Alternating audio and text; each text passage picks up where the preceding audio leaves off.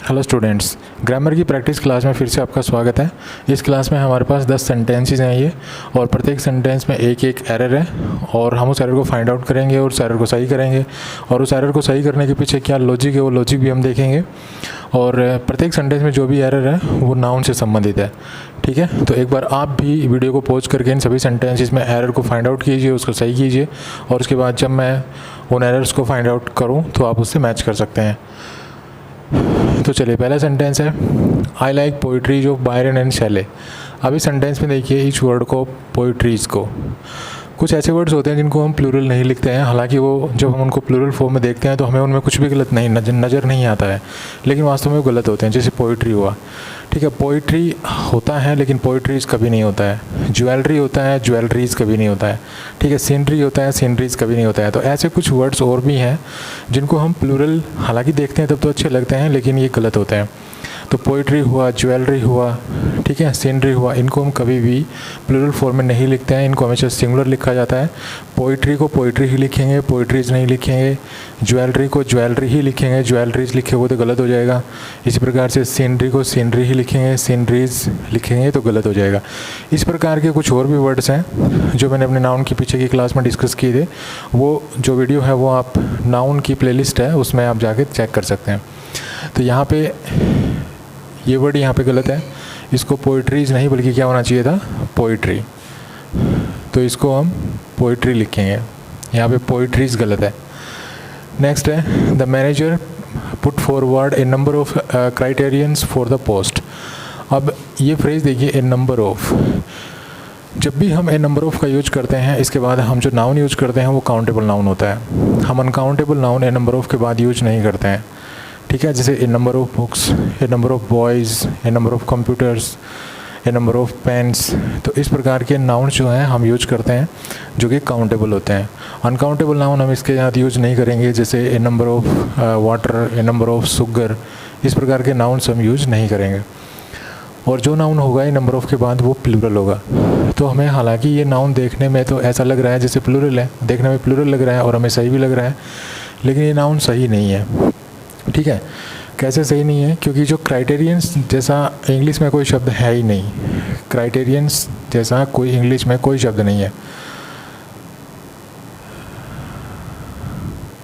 ये वर्ड होता है क्राइटेरियन।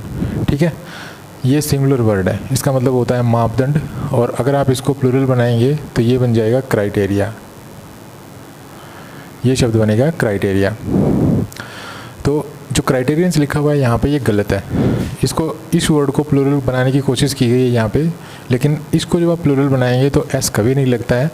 आपको एस यूज़ नहीं करना है, मतलब आप क्राइटेरियंस लिखेंगे तो गलत हो जाएगा। यहाँ पे आपको लिखना है क्राइटेरिया। ठीक है, तो ये क्राइटेरिया होगा यहाँ पे, क्योंकि क्राइटेरियन का प्लूरल होता है क्राइटेरिया, और हमें यहाँ पे प्लूरल ही चाहिए नंबर ऑफ के बाद, तो यहाँ पे हम क्राइटेरिया लिखेंगे। नेक्स्ट है the bomb caused extensive damages to the surrounding buildings. देखिए, जो डैमेज वर्ड होता है इसको हम सिंगुलर भी लिखते हैं, प्लूरल भी लिखते हैं, लेकिन सिंगुलर और प्लूरल दोनों फॉर्म्स में इसका जो मीनिंग होता है वो अलग अलग होता है। अगर आप डैमेज लिखेंगे, ठीक है ना, और एक होता है डैमेजेस। जब आप डैमेज लिखेंगे तो इसका मतलब हो जाएगा नुकसान, और अगर डैमेजेस लिखेंगे तो इसका मतलब हो जाएगा क्षतिपूर्ति। ठीक है, तो अब इस कॉन्टेक्स्ट को देखते हैं। The bomb caused extensive damage. जो बम था उसने एक्सटेंसिव डैमेज कर दिया टू द सराउंडिंग बिल्डिंग्स, जो आसपास की इमारतें थी उनका। अब आप एक बात सोचिए कि जो बम है, कोई भी बम अगर होगा वो ब्लास्ट करेगा तो जो आसपास की बिल्डिंगें हैं उनका नुकसान करेगा, उनकी क्षतिपूर्ति करेगा। जाहिर सी बात है उनका नुकसान करेगा। तो नुकसान के लिए हम कौन सा डैमेज यूज़ करेंगे? ये ऊपर वाला डैमेज, ठीक है, जो सिंगुलर फॉर्म में लिखा हुआ है। तो हमें यहाँ से इस डैमेज में से ये जो एस है इसको हटाना पड़ेगा और डैमेज लिखना पड़ेगा। तो याद रखिए कि जो डैमेज वर्ड है ये सिंगुलर भी होता है, प्लूरल भी होता है। अगर इसको सिंगुलर लिखेंगे तो इसका मीनिंग अलग होता है, प्लूरल लिखेंगे तो इसका मीनिंग चेंज हो जाता है। जब डैमेज यूज़ करते हैं तो इसका मीनिंग होता है नुकसान, और जो डैमेजेस लिखते हैं तो इसका मतलब होता है क्षतिपूर्ति। तो कॉन्टेक्स्ट कैसे भी आ सकता है, सेंटेंस कैसे भी आ सकता है। ठीक है, कोई ऐसा सेंटेंस हो सकता है जिसमें क्षतिपूर्ति अर्थात जो डैमेजेस है वो सही होगा। तो आपको देखना है, कॉन्टेक्स्ट को पढ़ना है, सेंटेंस की मीनिंग को देखना है, उसके अकॉर्डिंग इसको यूज़ करना है। नेक्स्ट है The mother-in-laws gathered together to discuss certain family issues that had to be sorted out. यहाँ पे ये कॉमन नाउन है मदर इन लॉज। तो मैं यहाँ ऊपर के जो सेंटेंसेस है जो क्लियर हो चुके हैं हमारे, इनको हम साफ़ कर देते हैं ताकि थोड़ा सा स्पेस मिल जाए यहाँ पे और चीज़ों को थोड़ा सा और समझा सकें। तो देखिए ये वर्ड है मदर इन लॉज। कुछ ऐसे वर्ड्स आपने बहुत पढ़े होंगे जैसे brother in law, sister in law, ठीक है। ऐसे शब्द आपने बहुत पढ़े होंगे जिनके लास्ट में जो इन लॉ जुड़ा होता है, इन लॉ। ये प्रीपोजिशन है, इन प्रीपोजिशन है, इसके बाद जो ला है ये इसका ऑब्जेक्ट है। और ये जो पूरी जो फ्रेज है ये जो फ्रेज है ये एक एडजेक्टिव का काम कर रही है, ठीक है। तो ये एडजेक्टिव है। ये जो कंपाउंड नाउन है, इन कंपाउंड नाउन्स में ये एडजेक्टिव फ्रेज है, ठीक है, इन लॉ। और जब हम ऐसे नाउन्स को प्लूरल बनाने की बारी आती है, जब हम ऐसे नाउन्स को प्लूरल बनाते हैं तो हम इस जो एडजेक्टिव फ्रेज में जो नाउन है इसके साथ ऐसे नहीं लगाते हैं, हम जो मेन वर्ड है जो नाउन है इसके साथ ऐसे लगाते हैं। तो जो ब्रदर इन लॉ को जो प्लूरल बनाएंगे तो इस ब्रदर में ऐसे लगाएंगे, सिस्टर इन लॉ को जो प्लूरल बनाएंगे तो सिस्टर में ऐसे लगाएंगे, ओके। इस प्रकार से इनका प्लूरल बनता है। हालांकि अगर एपोस्ट्रोफी लगाने की बात आए, एपोस्ट्रोफी जब लगाते हैं तो हम लास्ट वर्ड के साथ लगाते हैं, ठीक है। जैसे ब्रदर इन लॉज तो अपोस्ट्रोफी लगाएंगे तो इस जो लास्ट वर्ड है इसके साथ लगाते हैं। लेकिन अगर इनको प्लूरल बनाना हो तो जो एस है वो ब्रदर, सिस्टर, ठीक है, मदर, फादर जो भी है इनके साथ लगता है। तो यहाँ पे ये मिस्टेक की गई है कि जो इसको प्लूरल बनाने के लिए इसमें जो एस है वो इस लास्ट वर्ड के साथ लगा दिया गया है, जो कि गलत है। ये जो एस है इसको प्लूरल बनाने के लिए ये इस मदर के साथ लगाना था और ये हो जाता मदर्स इन लॉ, ठीक है। ये यहाँ से हटता, मदर्स इन लॉ इसको होना था। तो आई होप आप इस चीज़ को समझ गए होंगे। तो ऐसे नाउन्स को थोड़ा ध्यान दीजिए, ये कंपाउंड नाउन्स हैं जिनके लास्ट में इन लॉ आता है, father in law, mother in law, sister in law, brother in law, ठीक है। तो इनमें जो इन लॉ होता है ये एक एडजेक्टिव फ्रेज होती है, इन प्रीपोजिशन होती है, ला इस प्रीपोजिशन का ऑब्जेक्ट होता है। तो इस तरह के कंपाउंड नाउन्स को जब हम प्लूरल बनाते हैं तो ये जो मेन वर्ड होता है मदर, फादर, सिस्टर, ब्रदर, इनके साथ हम एस लगाते हैं। लेकिन जब इनके साथ अपोस्ट्रोफी लगाने की बारी आए तो अपोस्ट्रोफी लास्ट वर्ड के साथ लगाते हैं, ठीक है। चलिए नेक्स्ट सेंटेंस पे चलते हैं। नेक्स्ट हमारा the devastating experiences of many wars taught some countries the necessary of pursuing peace at the expense of nationalist egos. अब यहाँ पे ये वर्ड देखिए, द नेसेसरी।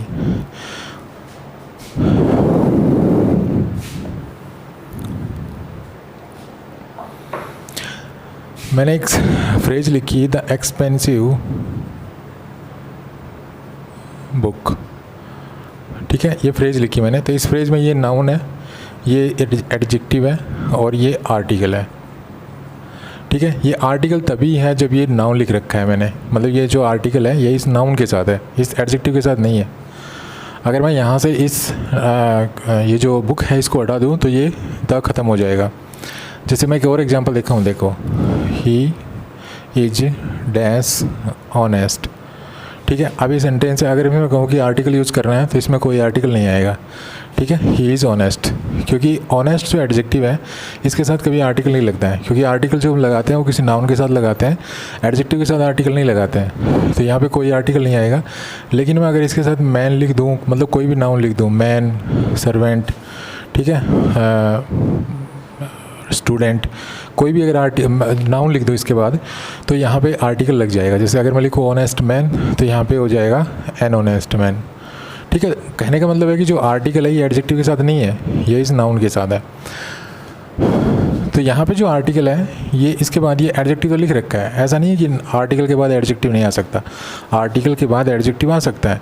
जैसे ये आ रहा है, ठीक है, ये आर्टिकल के बाद एडजेक्टिव आ रहा है, ये आर्टिकल के बाद एडजेक्टिव आ रहा है।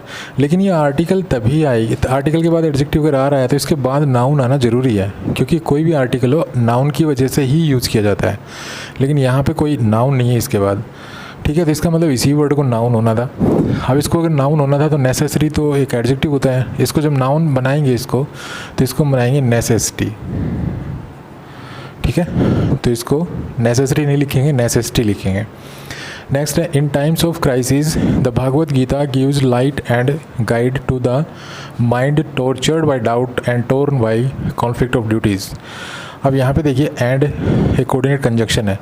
जो कोऑर्डिनेट कंजक्शन से पहले जो पार्ट ऑफ स्पीच होता है वही पार्ट ऑफ स्पीच उस कोऑर्डिनेट कंजक्शन के बाद ही हम यूज करते हैं। तो यहाँ पे कोऑर्डिनेट कंजक्शन से पहले जो है लाइट यूज़ किया गया है और लाइट जो है वो नाउन है। तो कायदे से जो एंड ये जो कंजक्शन है यहाँ पे, इससे पहले अगर ये नाउन है यहाँ पे, तो इसके बाद भी इस वर्ड को भी नाउन ही होना चाहिए था, जबकि ये तो वर्ब है। तो इसको नाउन फॉर्म में लिखेंगे, यहाँ पे हम लिखेंगे इसको गाइडेंस। ओके, अब ये सेंटेंस हमारा सही हो गया। नेक्स्ट सेंटेंस है women athletes have performed far better than man athletes this sports season. इसको थोड़ा एक्सप्लेन करने की ज़रूरत है, तो यहाँ से हम कुछ सेंटेंसेस को यहाँ से हटा लेते हैं।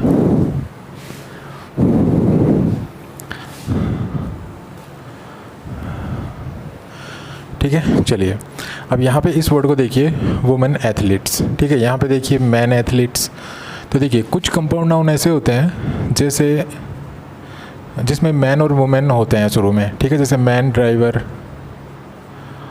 Women servant, man eater, women hater. ठीक है, इस प्रकार के कंपाउंड नाउन्स होते हैं। अब इन कंपाउंड नाउन्स में देखिए शुरू में मैन वुमेन ये है। ठीक है, अब हमें अगर इनको प्लूरल बनाना पड़े तो हम इनको प्लूरल कैसे बनाएंगे?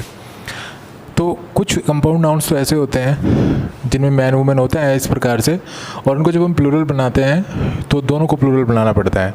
जैसे अगर मैं मैन ड्राइवर का प्लूरल बनाऊं तो मैं लिखूंगा मैन ड्राइवर्स। ठीक है, और अगर मैं वुमेन सर्वेंट का प्लूरल बनाऊं तो मैं लिखूंगा वुमेन सर्वेंट्स। अब मैंने दोनों शब्दों को जो है प्लूरल बनाया, मैन को यहाँ, ड्राइवर को यहाँ वुमेन को, यहाँ सर्वेंट को। ठीक है, लेकिन अगर इनका प्लूरल बनाना पड़े मुझे तो मैं लिखूंगा मैन ईटर्स।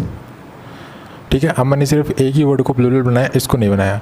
अब यहाँ पे देखिए वुमेन हेटर्स, इसमें भी यहाँ इसको ही प्लूरल बनाया, इसको प्लूरल नहीं बनाया वुमेन को। तो यहाँ पर तो हमें मैन और मैन वुमेन और ड्राइवर सर्वेंट सभी को प्लूरल बनाना पड़ रहा है, लेकिन यहाँ पर हमें सिर्फ एक ही वर्ड को प्लूरल बनाना पड़ रहा है। तो इसकी वजह ये है कि ऐसे अगर कंपाउंड नाउन्स आपके सामने आए और उनको प्लूरल बनाना आपको प्लूरल बनाना पड़े उनका, तो उनमें आप ये देखिए कि जो मैन वुमेन के बाद वाला जो वर्ड है, क्या वो कोई प्रोफेशन हो सकता है? अगर वो कोई प्रोफेशन हो सकता है तो आप दोनों शब्दों को प्लूरल बनाएंगे। अगर प्रोफेशन नहीं हो सकता तो आप सिर्फ बाद वाले वर्ड को जो है प्लूरल बनाएंगे। अब यहाँ पे देखिए वो यहाँ लिख रखा है वो मैन ड्राइवर। ड्राइवर एक प्रोफेशन होता है। ठीक है, किसी का जो धंधा होता है वो ड्राइवरी का धंधा होता है। कुछ लोग ड्राइवरी करके पैसा कमाते हैं, सैलरी मिलती है उनको, ड्राइवर एक प्रोफेशन है। तो यहाँ पे इसको प्लूरल बनाएंगे तो मैन को भी प्लूरल बनाया और ड्राइवर को भी प्लूरल बनाया। ठीक है, यहाँ पे देखिए वुमेन सर्वेंट, वुमेन के बाद है सर्वेंट। क्या भाई सर्वेंट प्रोफेशन होता है? कुछ लोग सर्वेंट का काम करते हैं घरों में। ठीक है, प्रोफेशन होता है। तो अगर आप इसको प्लूरल बनाएंगे तो सर्वेंट को भी प्लूरल बनाना पड़ेगा और वुमेन को भी प्लूरल बनाना पड़ेगा। ठीक है, लेकिन ये देखिए क्या मैन ईटर, तो जो आदमियों को खाने वाले को कोई धंधा होता है, कोई प्रोफेशन होता है? ऐसा तो कोई प्रोफेशन नहीं होता। तो सिर्फ बाद वाले वर्ड को ईटर बनाना है। यहाँ पे देखिए वुमेन के बाद है हेटर। क्या हेटर कोई प्रोफेशन होता है? मतलब हेट करना प्रोफेशन होता है? कोई प्रोफेशन नहीं होता। तो यहाँ पर भी जो है इस हेटर्स को ही प्लूरल बनाना है, इस वुमेन को प्लूरल नहीं बनाना है। ठीक है, तो इस तरह से ऐसे नाउन्स को डील करना है जिनके साथ जो है मैन वुमेन आए। तो ऐसे कुछ कंपाउंड नाउन्स होते हैं जिनसे पहले वह मैन और वुमेन आता है। अगर उनको प्लूरल बनाना पड़े तो आपको ये नियम जो है उनके ऊपर इम्प्लीमेंट करना है। तो यहाँ पे देखिए वुमेन एथलीट्स लिख रखा है। जो एथलीट्स है ये एक प्रोफेशन होता है। ठीक है, जो एथलीट्स होता है ये प्रोफेशन होता है, कुछ लोगों का प्रोफेशन होता है। तो ये प्लूरल बनाया गया तो जाहिर सी बात है इसको भी प्लूरल होना चाहिए था, तो ये हो जाएगा वुमेन। ठीक है, चलिए नेक्स्ट है he knocked out 3 tooths of his enemy with a single punch. उसने अपने एनिमी के एक सिंगल पंच से जो है 3 दांत उखाड़ दिए। अब यहाँ पे देखिए टूथ्स लिख रखा है, इससे पहले 3 है। जब हम 2, 3, 4, 6, 10 इस प्रकार के न्यूमेरल्स यूज़ करते हैं और उनके बाद जो नाउन यूज करते हैं वो प्लूरल होता है। जैसे मैं लिखूँ 2 बॉयज़, ठीक है, 3 पेन्स। इस प्रकार से जब इनके बाद अगर आप कोई नाउन यूज़ करते हैं तो वो नाउन जो है वो प्लूरल होता है और काउंटेबल होता है। काउंटेबल तो होता है ये जो प्लूरल होता है, तो क्योंकि काउंटेबल कोई प्लूरल बना सकते हैं। यहाँ पर भी ऐसा ही देखिए 3 के बाद जो है टूथ लिखा हुआ है प्लूरल। लेकिन क्या टूथ का प्लूरल टूथ्स होता है? टूथ का प्लूरल टूथ्स तो कभी नहीं होता। ठीक है ना। टूथ का प्लूरल क्या होता है? टीथ। तो ये नहीं होता है, ये होता है, तो यहाँ पे टीथ होना था।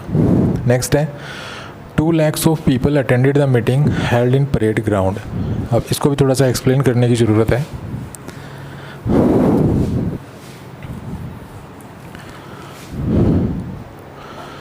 देखिए कुछ वर्ड्स होते हैं 100, 1000, मिलियन, बिलियन, स्कोर, ग्रोस। ठीक है, इन वर्ड्स को देखिए आप। ये जो वर्ड्स होते हैं इनसे पहले कई बार क्या होता है कि न्यूमेरल होता है, जैसे 200, ठीक है, और इसके बाद नाउन होता है पीपल। तो ये जो वर्ड होता है, ये जो वर्ड्स होते हैं, ये इनसे पहले अगर इस तरह से कोई न्यूमेरल हो 2 3 4 5 6, ठीक है, 10 11 12 जितने भी न्यूमेरल्स हैं, अगर इनसे पहले कोई न्यूमेरल हो तो इसके बाद जो नाउन आएगा वो प्लूरल आएगा। ये प्लूरल है, ठीक है, और ऐसे लिखा जाएगा, इनके बीच में ना कोई प्रीपोजिशन आएगी, ठीक है, और ये नाउन सिंगुलर होगा, ये नाउन सिंगुलर होगा। फिर समझ लीजिए ये नाउन्स हैं, ठीक है, इनसे पहले अगर कोई न्यूमेरल दे रखा है, जैसे 100 मैंने एग्जांपल लिया है, इससे पहले न्यूमेरल है, ठीक है, इसके बाद देखिए ये यहाँ पे नाउन लिख रखा है, तो ये नाउन यहाँ पे प्लूरल है, ठीक है, इसको प्लूरल होना है। लेकिन ये जो वर्ड्स हैं ये सिंगुलर ही लिखने हैं, इनको आपको प्लूरल नहीं बनाना है। और अगर ये न्यूमेरल हो तो, और यहाँ बीच में कोई प्रीपोजिशन भी नहीं लिखनी है। लेकिन अगर ये न्यूमेरल ना हो तो ये प्लूरल हो सकते हैं, जैसे हंड्रेड्स ऑफ पीपल, ठीक है। अब ये प्लूरल हो सकता है क्योंकि इससे पहले कोई न्यूमेरल नहीं है और प्रीपोजिशन लगाएंगे हम ऑफ बीच में, ठीक है। तो यही केस यहाँ पे है।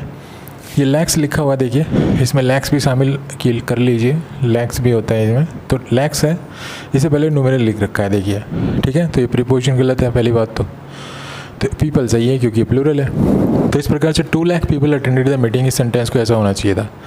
नेक्स्ट देखिए, there are many fields all around the place.